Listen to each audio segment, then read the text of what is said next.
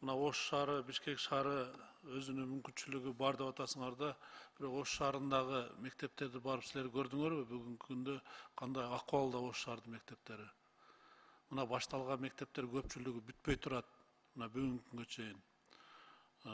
Азыр бүт мына ички миграция Ош шаарындагы тегерегиндеги райондордон бүт Ошко алып келип, бир класстын ичинде 70-тен 80ден бала окуп аткан, 60тан бала окуп аткан случайлар бар да. Ошон үчүн Бишкекти мен билбейм. Бишкекте мына былтыр 15 мектеп курулуп, бир топ жакшы иш болуп калды да.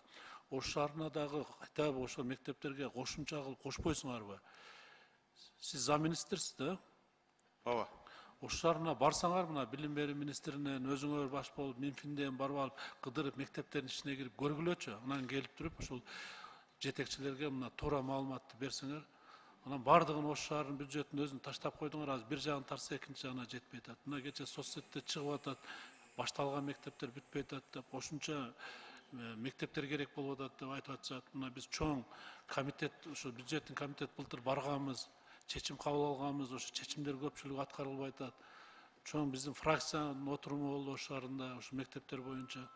Ошон үчүн барып көрүп келсеңер жеринде.